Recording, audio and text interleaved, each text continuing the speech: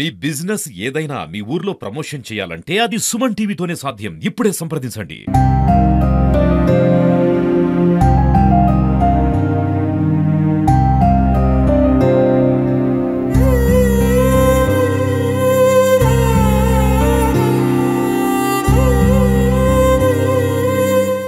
నమస్తే, welcome to Suman TV.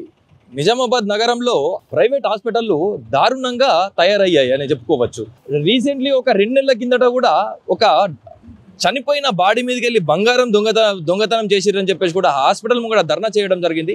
నిజామాబాద్లో ప్రగతి హాస్పిటల్లో ఒక ఏజ్డ్ ముసలామె నిన్న రాత్రి ఛాతీలో నొప్పితోటి ఆమెని హాస్పిటల్లో జాయిన్ చేయడం జరిగింది.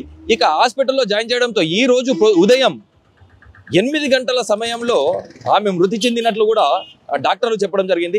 ఇక ఆమె ఒంటి మీద ఉన్న 18 గ్రాముల బంగారం కనబడతలేదని చెప్పేసి కూడా ఆందోళనకు దిగడం జరిగింది. ఆ డాక్టర్లను అడగగా వాళ్ళు మేము తనిఖీలు చేసి ఒకసారి మేము చూసి చెప్తామని చెప్పేసి ఏదైతే హాస్పిటల్ సిబ్బంది ఉన్నారో మృతురాల దగ్గరికి పోనీయకుండా ఆపుతున్నారని చెప్పేసి కూడా వాళ్ళు ఆవేదన వ్యక్తం చేస్తున్నారు. ఇది నిజామాబాద్లో మొదటిది కాదు. ఈ హాస్పిటల్లో పనిచేసే సిబ్బంది చాలా మట్టుకు ఇదే పనులుగా పెట్టుకుంటున్నారు. చనిపోయిన బాడీల మీదకి వెళ్ళి బంగారాలు దొంగతనం చేయడము. ఇక దీంట్లో ఏంది అని అంటే హాస్పిటల్లో సీసీ కెమెరాలు కూడా పని చేయకపోవడము వీళ్ళకి ఆశ్చర్యానికి కూడా గురి చేస్తున్నదని చెప్పవచ్చు.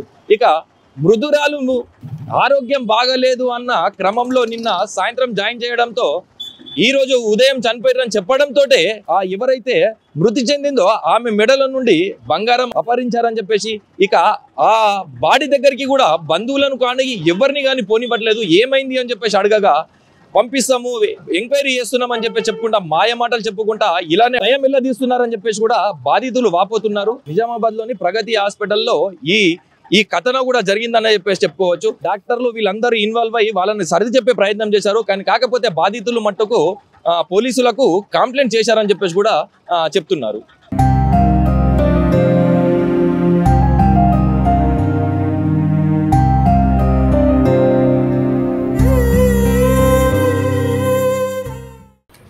కాలనీ ఉంటారు. అమ్మకు హార్ట్ రావడం వల్ల నిన్న 4 గంటలకు సోమవారం 4 గంటలకు పేషెంట్ తీసుకొని వచ్చి మబ్బున అడ్మిట్ చేసినాం సార్. ఇక్కడ ఆరోగ్యశ్రీ కార్డు కూడా వర్తించాలని చెప్పింది సార్.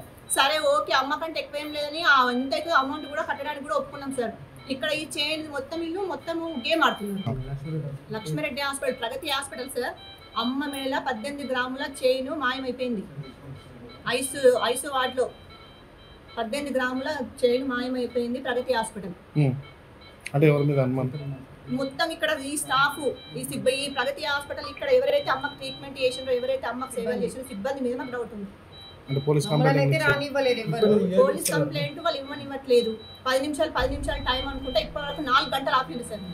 4 గంటలు ఆపింది. చనిపోయిన తర్వాత ఎన్ని కార్యక్రమాలు ఉంటే ఎంత ఆశ ఉంటది మనిషి దగ్గరకు పోవాలా, అమ్మ పైన పడి ఏడవాలా, అమ్మ మళ్ళా తిరిగినా లోకాలకు పోయింది, మా అమ్మ మళ్ళీ మాకు కనిపించది. అమ్మ దగ్గరకు పోయే కూడా మాకు నోచుకోలేకపోతున్నాము ఈ ప్రగతి హాస్పిటల్ వాళ్ళ వల్ల. టైం ఇవ్వండి చెక్ చేస్తామే అంటుంది సార్. టైమే అడుగుతున్నారు. ఆ సీసీ ఫుటేజ్ అంట ఇప్పటికి 4 వచ్చిన టెక్నీషియన్లు ఆ సీసీ కెమెరా ఓపెన్ అయితే లేదు సార్. అది శవాన్ని పట్టుకొని మరి ఇక్కడ ఎంతసేపు మేము ఉండాలి, ఇట్లా మేము ఎంతసేపు బాధపడాలా, అసలు ఏంది మాకు న్యాయం కావాలి సార్.